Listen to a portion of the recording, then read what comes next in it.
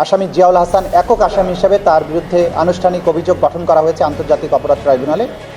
Tribunal আগামী 8ই ফেব্রুয়ারি থেকে এই মামলার সাক্ষ্য গ্রহণ এবং ওপেনিং স্টেটমেন্টের জন্য দিন ধার্য করেছেন, অর্থাৎ 8ই ফেব্রুয়ারি 2026 তারিখেই প্রথম সাক্ষ্য গ্রহণ অনুষ্ঠিত হবে আমরা আশা করছি ইনশাআল্লাহ।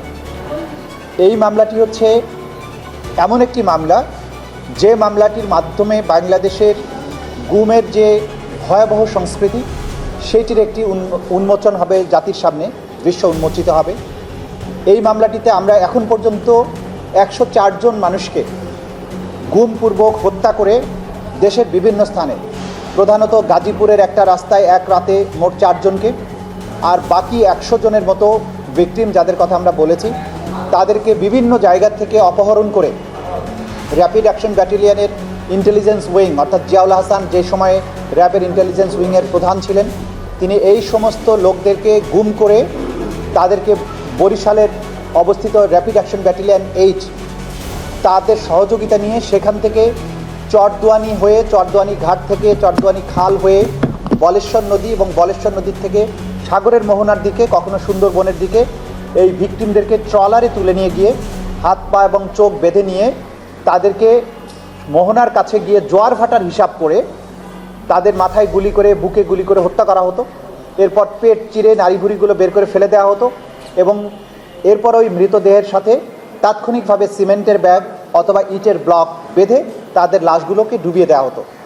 কখনো কখনো কিছু এলাকায় বনদস্যু অপারেশনের নামে এই অভিযানে যাওয়া হতো, ভিকটিমদেরকে হাত পা চোখ বেঁধে ট্রলারে নেওয়া হতো, জঙ্গলের ভিতরে গিয়ে ব্যাপকভাবে গোলাগুলি করে একটা আবহ তৈরি করা হতো যে এখানে অনেক যুদ্ধ হয়েছে দস্যুদের সাথে, এবং ভেতর থেকে কয়েকজনের লাশ বের করে এনে বলা হতো যে এদেরকে ক্রস ফায়ারে তারা নিহত হয়েছে। মূলত আমাদের এই তদন্ত রিপোর্টের মূল কথা হচ্ছে যে আমাদের তদন্ত সংস্থা বের করেছে যে আসলে এই ভিকটিমদেরকে আগে থেকে গ্রেপ্তার করে বনের ভিতরে নিয়ে গুলি করে হত্যা করে পরবর্তীতে সাংবাদিকদের সাথে নিয়ে গিয়ে বন্দুকযুদ্ধের অভিনয় করে ভেতর থেকে লাশগুলো বের করে এনে বলতো যে এখানে তারা ক্রস ফায়ারে মারা গিয়েছে।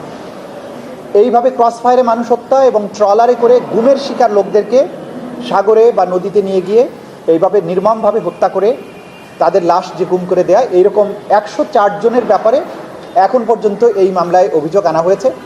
এই আসামির বিরুদ্ধে আরও অনেক গুমপূর্বক খুন এবং তাদের লাশ পেট কেটে নদীতে সাগরে ভাসিয়ে দেওয়ার আরও বেশ কিছু হত্যাকাণ্ডের বিবরণ তদন্তাধীন আছে, যেগুলো খুব সহসাই অভিযোগপত্র দাখিল হবে বলে আমরা আশা করছি। এই 104 জন কি হত্যার শিকার হয়েছে?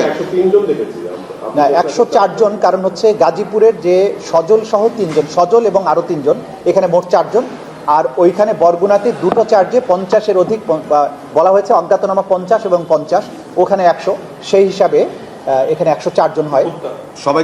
সবাইকে গুমপূর্বক হত্যা, শুধু হত্যা না, তাদেরকে গুম করা হয়েছে, তারপরে একটা নির্দিষ্ট সময় গোপন বন্দিশালায় আটক রাখা হয়েছে, টর্চার করা হয়েছে, এরপরে তাদেরকে ঢাকা থেকে বা বিভিন্ন জায়গা থেকে বরিশালে নেওয়া হয়েছে, বরগুনাতে নেওয়া হয়েছে, তাদের চোখ পা হাত বেঁধে ট্রলারে উঠানো হয়েছে, তারপরে ট্রলার চালিয়ে সাগর বা নদীর মোহনায় গিয়ে যেখানে গিয়ে ফেললে লাশগুলো ভেসে আবার উজানে আসার কোনো আশঙ্কা নেই সেই রকম একটা জায়গায় নিয়ে গিয়ে তাদের মাথা এবং বুকে গুলি করা হয়েছে এবং কমান্ডো নাইফ দিয়ে পেট চিরে নাড়িভুড়ি ফেলে দেওয়া হয়েছে। এই অপারেশনটাকে তারা বলতো গেস্টাপো অপারেশন, অর্থাৎ গুমপূর্বক গুলি করে হত্যার পরে নাড়িভুড়ি কেটে ফেলে দিয়ে সাথে ইটের ব্লক এবং সিমেন্ট বেঁধে দিয়ে সাগরে ডুবিয়ে দেওয়া, এই পুরো অপারেশনটার নাম ছিল গেস্টাপো অপারেশন।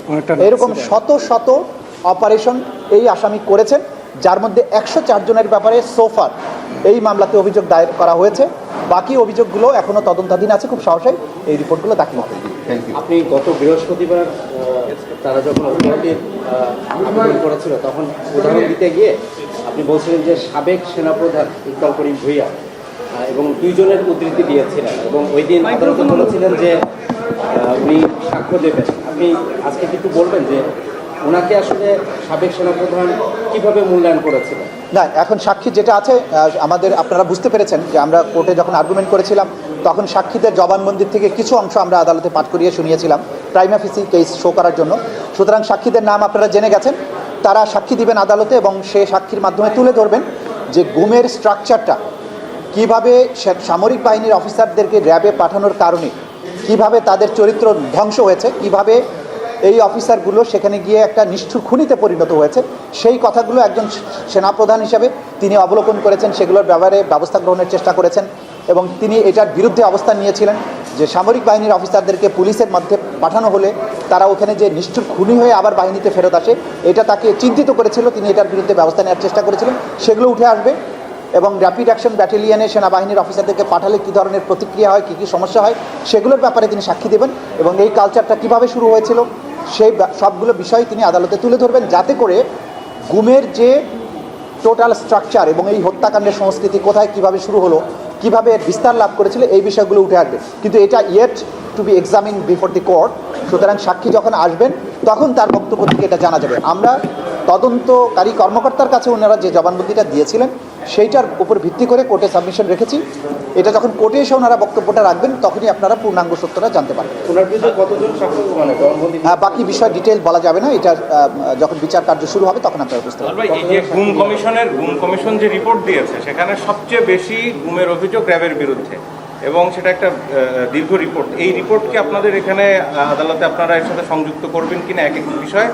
আরেকটি বিষয়, আসামিদের পক্ষ থেকে একটা বড় যুক্তি দেখানো হয়েছিল যে যাদের বিরুদ্ধে র্যাব স্যাংশন দিয়েছিল সেখানে জিয়াউল হাসানের নাম নেই, আমেরিকান যে স্যাংশন, সেইটা আদালতে কতটুকু প্রভাব, মানে এই যুক্তিটা কতটুকু কাজে? গুম কমিশনের রিপোর্ট অবশ্যই একটা মূল্যবান ডকুমেন্ট হিসাবে আমরা দাখিল করেছি। আগের রিপোর্টগুলো, সর্বশেষ যে রিপোর্ট দাখিল হয়েছে এবং রিপোর্টের সাথে যত ম্যাটেরিয়াল এভিডেন্স তারা কালেক্ট করেছিলেন এই রিপোর্টটা তৈরি করার পেছনে, সব কিছুই এই আদালতে দাখিল করা হবে। সেগুলো একটা এই গুমের মামলা প্রমাণের জন্য মূল্যবান ডকুমেন্ট হিসেবে কাজ করবে। আর হচ্ছে কার উপরে স্যাংশন দেওয়া হয়েছিল কি দেওয়া হয়নি, এটার আমাদের খুব বেশি গুরুত্বপূর্ণ না। যদি স্যাংশন থাকে সেটা তো আরও একটা এডিশনাল এভিডেন্স, যুক্তরাষ্ট্র সব কিছু নাও জানতে পারে। বাট আমাদের এখানে তদন্ত সংস্থা আমাদের আইনে তদন্তপূর্বক যাদের বিরুদ্ধে অভিযোগের সত্যতা পেয়েছেন তাদের বিরুদ্ধে চার্জশিট দাখিল করেছেন এবং এইখানে প্রমাণ করার জন্য যে সমস্ত ম্যাটেরিয়াল দরকার সেগুলো দিয়ে এটা প্রমাণিত হবে ইনশাআল্লাহ। আসামি হিসাবে র্যাবকে অভিযোগ, মানে এই পুরো বাহিনীকে আপনারা এই মামলার মধ্যে নিয়ে আসবেন? পুরো বাহিনীকে তো আমরা আনিনি, আমরা ব্যক্তিদেরকে এনেছি যারা যে সমস্ত ব্যক্তি এই গুমের বিষয়টাকে সিস্টেমে পরিণত করেছিলেন এবং উইদিন দ্য সিস্টেম যেভাবে গুম তারা একটা কালচারে পরিণত করেছিলেন, তাদেরকে যারা মেইন পারপিট্রেটর, যারা মেইন এক্সিকিউটর, যারা এগুলো করতেন তাদেরকেই আসামি করা হয়েছে। এন্টায়ার বাহিনীকে আসামি কখনোই করা হয় না এবং সেটা ফৌজদারি আইনে এটার প্রয়োজন নেই। কারণ এখানে যারা অপরাধী, আমরা অপরাধকে খুঁজছি, অপরাধীকে খুঁজছি, কোনো বাহিনীর পেছনে আমরা না।